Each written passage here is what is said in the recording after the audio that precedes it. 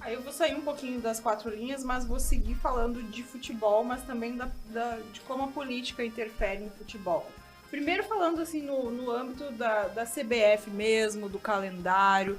O Flamengo é muito forte, né? O Flamengo está sempre capitaneando aí as discussões, por exemplo, de volta de público, de volta do futebol mesmo. O Flamengo sempre se mostrou muito favorável. Essa força política aí. E também sendo aliado, né? Aliado de governos, digamos assim. Como é que tu enxerga essa área, essa parte aí? Porque o clube também precisa ter força política, isso é inegável. Com certeza. Mas qual é o custo disso? Eu acho que outra grande crítica que eu faço ao Landim é a forma disruptiva que ele tem de lidar com o papel de liderança que o Flamengo deveria exercer. O Flamengo, por ser o maior clube do Brasil, sem demérito aos demais, quando eu falo o maior clube do Brasil, eu me refiro ao clube de maior torcida do Brasil. Né? Não adianta espernear. Né? Então, o Flamengo, por ser o maior clube do Brasil, ele tem a obrigação de ser o líder de um processo de transformação. Só que você não transforma de forma disruptiva, você não transforma destruindo o ecossistema, que é a forma como que o Flamengo faz. A condução do Flamengo nessas questões da volta do público, nas questões da pandemia, enfim, tudo isso foi feito de uma forma, a meu ver, muitíssimo equivocada, né? Porque é uma demonstração de força exatamente que não resultou, não trouxe resultados concretos, exceto ampliar o grau de insatisfação da coletividade em relação ao Flamengo. Porque ainda que nós sejamos o maior clube do Brasil, isso é fato, nós não somos a maioria dos torcedores brasileiros. Né? A gente deve ter, a cada 5 brasileiros, um é Flamengo, o que significa que 4 não são Flamengo.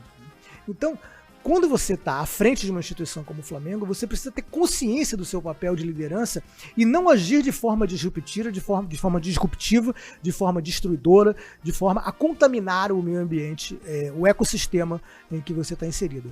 E especificamente no caso da CBF, a meu ver, Landim ainda cometeu um erro grave, porque ele aceitou ser interventor da CBF. Que é o tipo de medida que ele jamais deveria ter aceito, né? O tipo de encargo que ele jamais deveria ter aceito, porque isso só trouxe ainda, dificultou ainda mais a relação do Flamengo com a CBF. Então, o Flamengo precisa ter em relação à CBF uma relação, e as federações, de um modo geral, né? E os demais clubes, enfim, uma relação em que reconheça seu papel de liderança, que tenha altivez, que tenha a consciência do tamanho da sua representatividade, mas que seja fundamentalmente uma liderança positiva, uma liderança construtiva, não uma liderança que mire, né, vencer a qualquer custo, vencer passando por cima da ética, passando por cima de preceitos morais, né, porque isso não trouxe nenhum resultado para o Flamengo. A grande verdade é essa: o Flamengo hoje é um clube enfraquecido na CBF, o Flamengo é um clube que cultuou e se orgulha de ser um clube, cultuou a antipatia e curiosamente se orgulha de ser antipático, sem que isso tenha trazido qualquer benefício para o Flamengo. Eu dou um grande exemplo de como o Flamengo pode ir bem em negociações dessa natureza.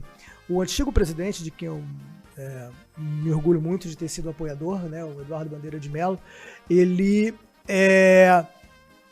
liderou os clubes brasileiros na obtenção do Profut, que é um programa de refinanciamento de dívidas que salvou a maioria dos clubes brasileiros, né?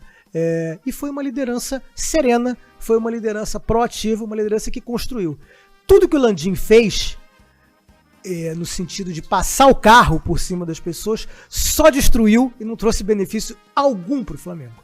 Isso é algo que também precisa ser revisto na nossa gestão. E o calendário? Porque todo mundo reclama do calendário, mas na hora de aprovar o calendário, quem aprova o calendário são os próprios dirigentes, né? Os cartolas.